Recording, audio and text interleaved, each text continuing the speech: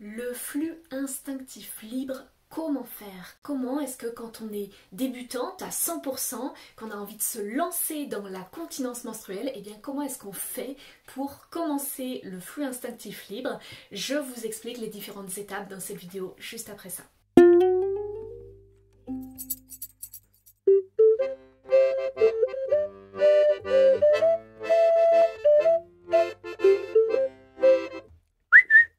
Ouais!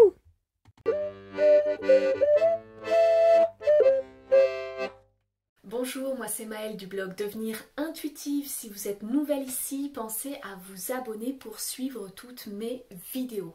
Alors aujourd'hui, je vous explique comment commencer le flux instinctif libre, étape par étape. La première étape que j'ai identifiée, c'est une étape d'observation.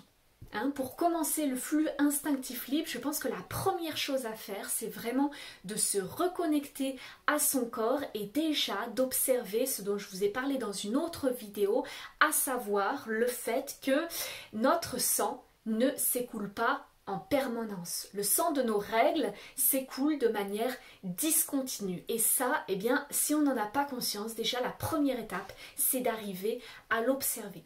Donc, ce que je vous propose, c'est pour commencer, de choisir un moment où vous êtes au calme. Alors par exemple, typiquement, si vous avez vos règles qui arrivent un week-end, où vous n'avez rien de prévu, vous savez que vous allez pouvoir rester à la maison, tranquille, peut-être faut s'occuper des enfants, mais en tout cas vous savez que vous aurez quand même probablement un peu de temps pour vous ou d'énergie à consacrer à votre propre bien-être. Et bien dans ces cas-là, c'est le moment parfait pour débuter en tout cas l'observation dans l'idée de commencer le flux instinctif libre.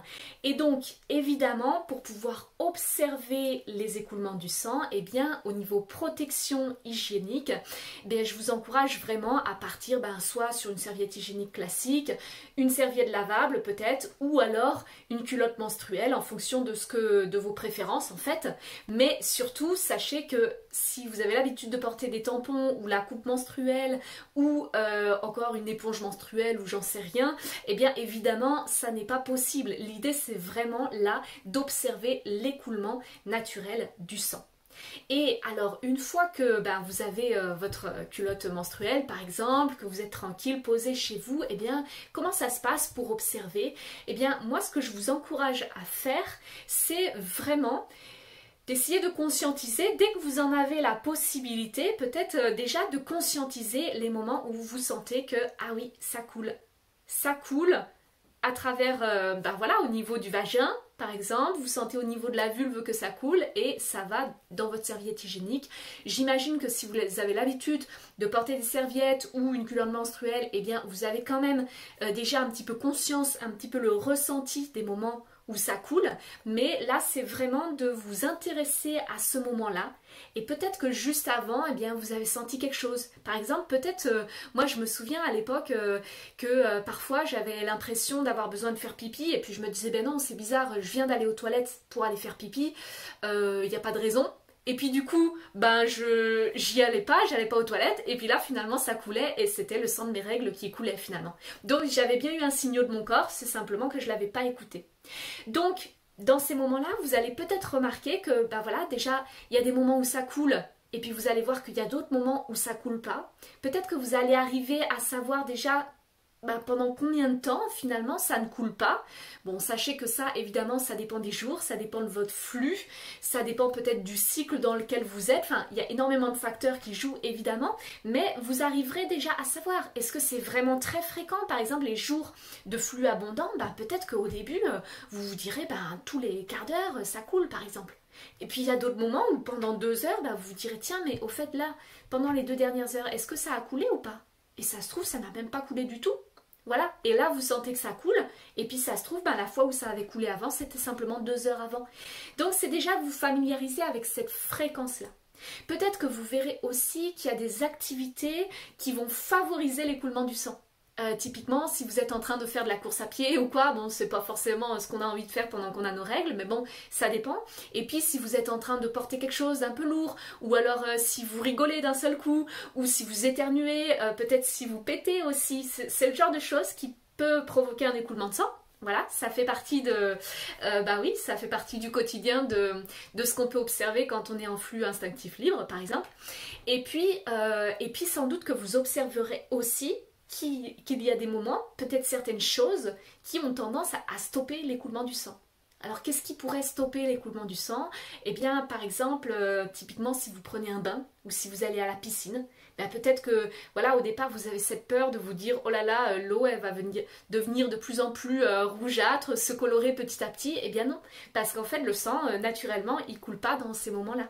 Ou alors la nuit. Eh bien, peut-être qu'en observant, si par exemple vous osez mettre simplement une culotte menstruelle ou une serviette la nuit sans la coupe menstruelle ou sans tampon ou quoi, et peut-être que là vous observerez qu'en fait ben, ça n'a pas coulé ou alors très peu, ou alors ça coule seulement le matin au réveil. Voilà, ça c'est typiquement c'est des choses que vous pouvez observer. Et puis, ce qui va être super intéressant d'essayer d'observer dès que vous aurez commencé à vous familiariser un petit peu avec ça, c'est d'essayer d'observer qu'est-ce qui se passe juste avant l'écoulement. Voilà. Est-ce que vous arrivez à déterminer des signaux que votre corps aurait pu vous envoyer? Alors typiquement, les signaux, eh bien, ça va peut-être être une pesanteur au niveau du bas-ventre. Ça va peut-être être juste une envie de faire pipi. Ça va peut-être être une petite douleur, quelque chose où vous vous dites ah je suis pas très à l'aise, vous sentez que c'est pas très confortable. Et bien là, hop, c'est peut-être le moment d'aller aux toilettes. Alors justement, on en arrive à la deuxième étape à laquelle je vous encourage, enfin voilà, qui pour moi est vraiment la deuxième étape de la pratique du flux instinctif libre, c'est voilà, on teste. Et on teste sans se mettre de pression. Moi en tout cas c'est mon point de vue, c'est vraiment j'ai testé le flux instinctif libre sans me mettre de pression, c'est-à-dire que j'ai commencé avec une protection hygiénique. En l'occurrence moi j'avais testé avec les culottes menstruelles, mais si vous avez l'habitude d'être sur une serviette classique ou une serviette lavable, et ben ça marche aussi. Après si vous voulez essayer sans aucune protection, c'est possible aussi, mais moi vraiment c'était l'idée de déjà je teste sans stress. Voilà, là encore, je choisis un moment où je suis confortable chez moi, où j'ai pas de grosses choses de prévues. Voilà, je sais que je vais pas avoir besoin de sortir de chez moi pendant plusieurs heures d'affilée comme ça et me dire comment est-ce que je vais gérer dans ce moment-là. Non, c'est vraiment un moment où je suis tranquille chez moi. Je peux même tester, me dire juste je teste là sur les 3 prochaines heures et puis après je m'en fous, je lâche. Mais au moins pendant les 3 prochaines heures par exemple je teste. Voilà, et là bah, pendant ce moment-là, ça va être vraiment l'idée d'être un petit peu plus connecté à vos ressentis, à votre corps et justement essayer de sentir tous les moments où vous vous dites tiens, là c'est peut-être le moment d'y aller. Alors évidemment au début et en plus particulièrement si vous êtes dans un jour de vos règles où vous avez un cycle, enfin un flux très abondant, eh bien peut-être que ça va vous demander d'aller vraiment très souvent aux toilettes. Moi je me souviens que vraiment dans les débuts, en plus je portais un stérilet au cuivre à ce moment-là qui a vraiment tendance à augmenter hein, l'abondance du flux menstruel, à le rendre plus fluide et tout ça. Donc c'était assez difficile à gérer. Et je me souviens que oui, il y a des fois, enfin vraiment les jours les plus abondants, et bien au début j'y allais presque tous les quarts d'heure en fait. Hein. C'était vraiment impressionnant. Tous les quarts d'heure ou toutes les demi-heures. Mais ça c'était par période et puis il y avait d'autres périodes où en fait ça coulait moins ou alors en tout cas j'avais l'impression que ça coulait moins. Et puis peut-être qu'à des moments j'y allais mais simplement parce que j'avais l'impression de sentir qu'il y avait cette espèce de pesanteur, j'avais l'impression d'avoir des signaux et puis en fin de compte c'est peut-être juste que ben voilà je me mettais un petit peu la pression, j'avais pas envie de louper le coche et du coup j'avais tendance à y aller plus par précaution que par réel besoin. Donc ça c'est des choses qui s'apprennent vraiment au fil du temps.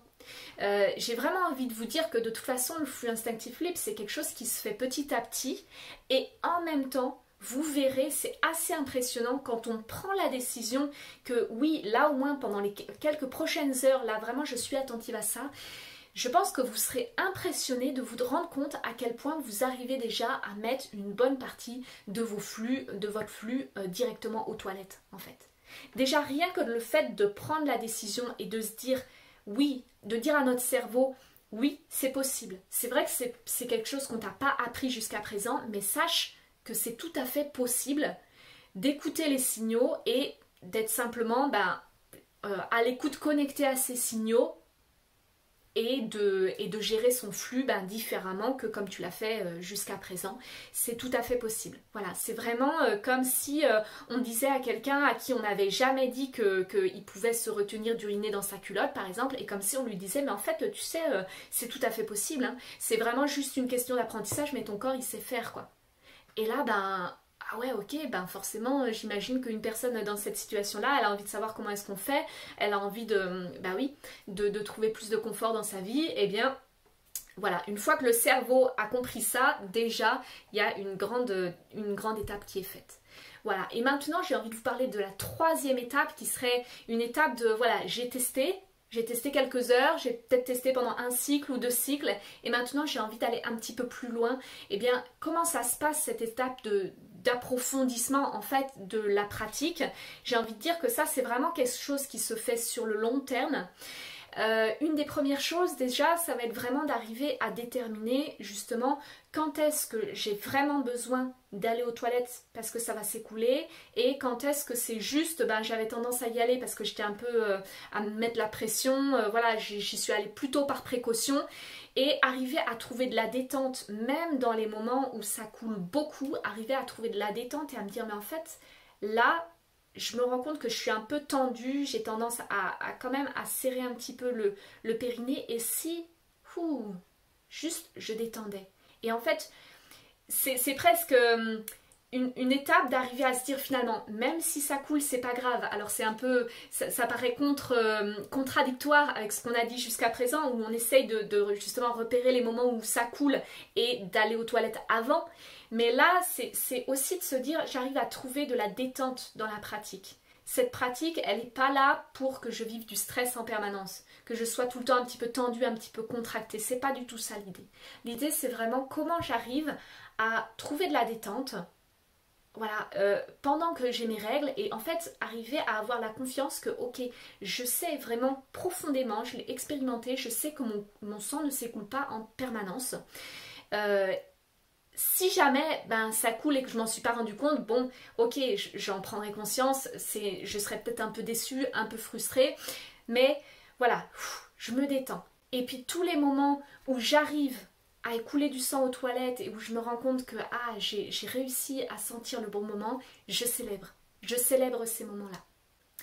Ce que j'ai envie de vous dire aussi, ça d'ailleurs c'était dans la partie d'avant, c'était plutôt dans la partie vraiment de quand on commence à expérimenter, c'est un point important, c'est le fait que quand on commence comme ça à pratiquer, c'est important de se rendre compte que le sang menstruel ne s'écoule pas de la même manière que l'urine.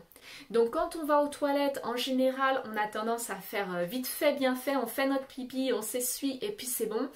Et là, c'est vrai que ça nécessite d'apprendre à prendre un petit peu plus le temps, quand on est sur les toilettes, voilà, prendre un petit peu plus le temps de bien laisser tout s'écouler. Et c'est vraiment de se dire que le sang menstruel, il n'y a pas une pression qui l'amène vers l'extérieur. C'est vraiment juste la gravité, juste parce qu'on est détendu, totalement détendu, que hop, le sang, il s'écoule, il sent que c'est le moment de s'écouler. Donc plutôt que de rester 30 secondes aux toilettes, hop, faire le pipi et on s'en va, là on reste quelques minutes.